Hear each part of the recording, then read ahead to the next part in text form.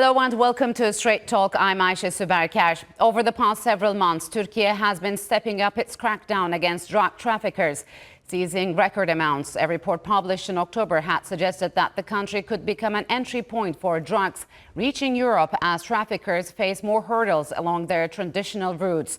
In August, a record 8,000 kilograms of cocaine was seized in Rotterdam, prompting tighter security measures at some of the continent's major ports. Last month, Turkey's Interior Minister Ali Yerlikaya announced that Turkish police seized the third largest haul of cocaine in the country's history. The operation was carried out across 3 provinces, targeted an organized crime group allegedly led by a Lebanese-Venezuelan national. And in March, security forces also seized a record 850 kilograms of heroin at a customs gate on its border with Iraq. The recent drug busts come as the country continues its fight against the PKK terror group, which has been involved in drug trafficking both in Türkiye and Europe. And to discuss Türkiye's crackdown against drug trafficking, joining me now from Islamabad is Hamza Rıfat. He is a political analyst, and from Ankara, Bilgehan Öztürk. He's a researcher at SETA. Gentlemen, welcome to Straight Talk. It's good to have you on the program. So, Hamza, what can be attributed to the large drug busts by Turkish authorities we have seen in the past few weeks?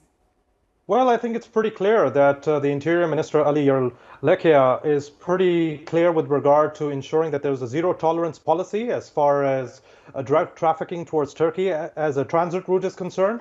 I think Turkey has been pretty much on the money as far as making sure that terrorist organizations such as the PKK or any other nefarious element is not able to leverage Turkey's strategic location to try and export drugs and make sure that it becomes a transit route for drugs through Türkiye into Western Europe. So there's a zero tolerance policy with regard to statistics which have actually been coming out in the previous few years with regard to how drug trafficking has actually taken place. So 80% of, for example, the PKK's revenue from drug trafficking comes from Europe. Yes. And it accounts for ensuring 80% of Europe's entire illegal trade. So Turkey has ensured that there is a complete zero tolerance policy as far as drug trafficking through Turkey will be ensured. So, Bilgehan, as Hamza briefly mentioned, Turkey's Interior Minister Ali Yerlikaya regularly posts details of the latest police operations that target drug traffickers and other organized criminals. What does this tell us about the Turkish government's fight against illegal organizations? Can we say this is a zero tolerance policy? Definitely, time to time there is a change in the threats that is posed towards Turkey. One time it can be terror activities, foreign terrorist fighters, passages through Türkiye to conflict areas, and another time this can be organized crime networks and drug trafficking and other sorts of activities. So whenever this kind of activities appear and pose a threat to Türkiye, Türkiye switches to a zero tolerance policy because these kind of threats have manifold implications for societal security, for its national security. Because when there is a route that is being used by even let's say mundane products being smuggled, the same routes can be used by terrorists to infiltrate your borders and infiltrate your territories to undertake terrorist attacks. So in this case, there is no difference between smuggling or drug trafficking or a terror threat, because all at the same time, leading up to the same, let's say, threat level. It is threatening or undermining your national security at the end of the day.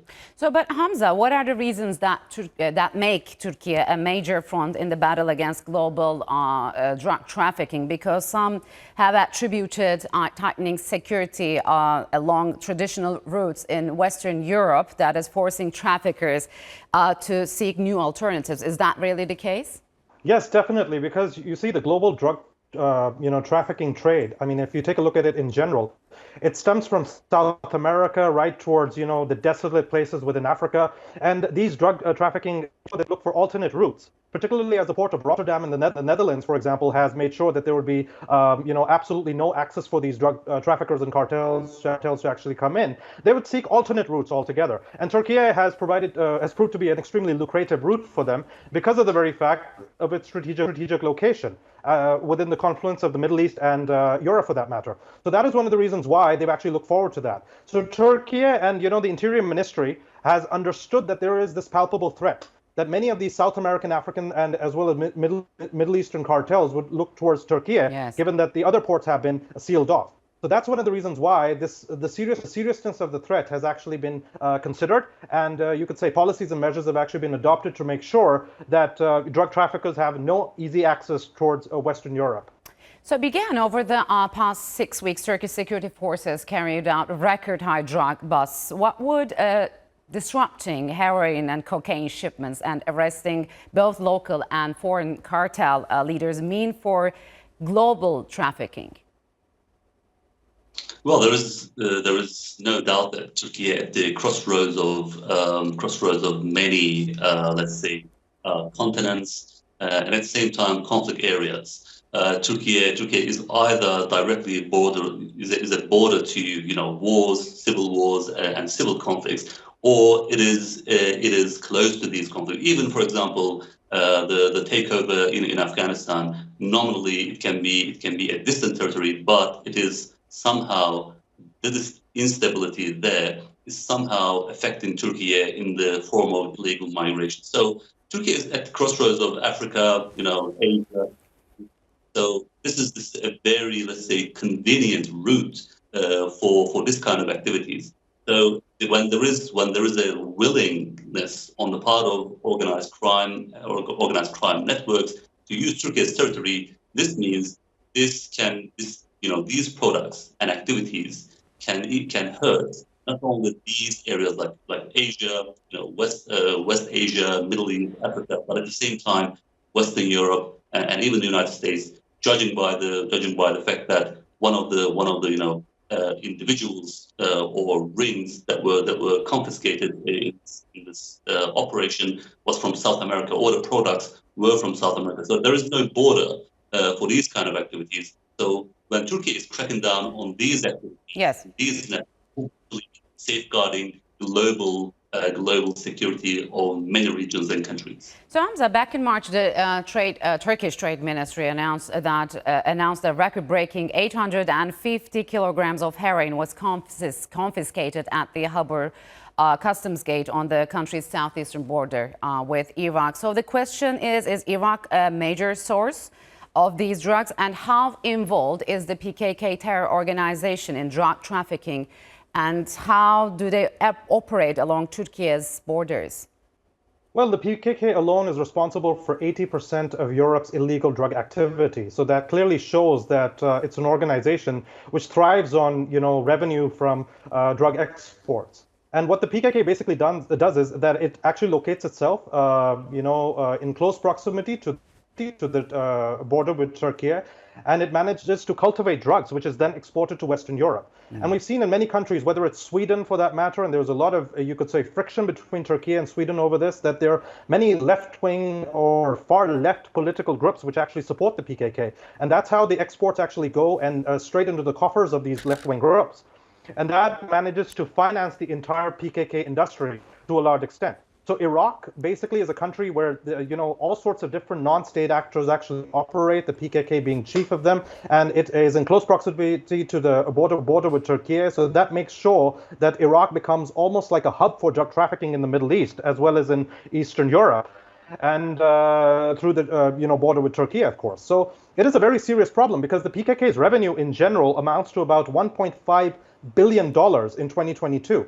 And that comes straight from its exports towards Western Europe. So there is a drug market there, and that is how these terrorist organizations sustain themselves. I'd like to draw a parallel between the PKK and Al-Qaeda, for example, because Al-Qaeda also thrived on the opium production, in the pre-Taliban in Afghanistan, and that's how they managed to sustain their operations. So the PKK is a serious threat with regard to that, and it becomes more of a serious threat for Turkey because it's located in close proximity to the border with the country.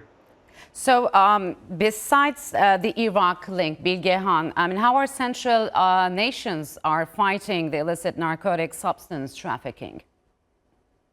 They are definitely very, very essential, because unless there is a solidarity or close cooperation among the nations, there will be no efficient, countering against organized crime activities. If I'm not wrong, the latest operation was in coordination with a couple of countries, because we have to appreciate the fact that non-state armed groups, organized crime networks, criminals, or even terrorist organizations are very good at cooperating, transnationally.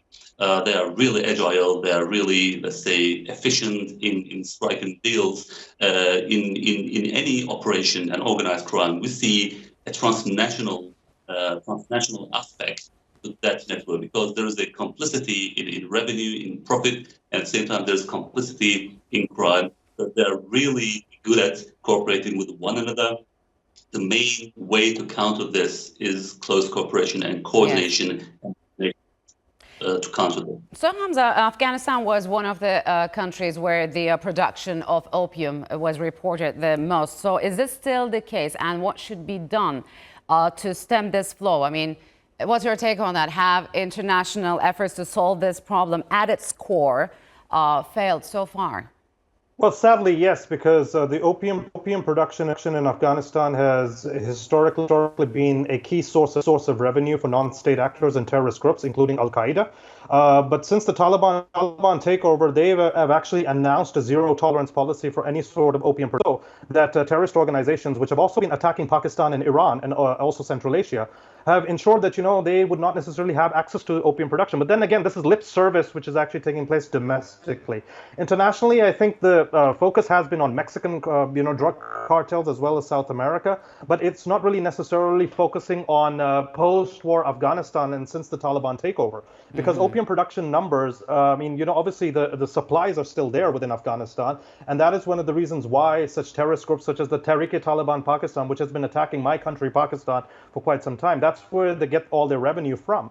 So the international response has been very lopsided and in favor of maybe tackling drug cartels within South America as well as Mexico, which is also needed. But less attention is being paid to Iraq and Afghanistan, which continue to be, marred by non-state actors actually looking forward to the prospect of launching attacks on different countries. All right, gentlemen, unfortunately, we'll have to leave it here. Thank you very much for joining me on Straight Talk.